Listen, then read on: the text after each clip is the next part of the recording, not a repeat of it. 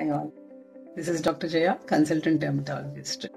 ఈ మధ్య dirty neck, dark neck తో డర్మటాలజిస్ట్ దగ్గరికి అమ్మాయిలు వస్తుంటారు, లైక్ టీనేజ్ అమ్మాయిలు కానీ 20+, 30+ అట్లా.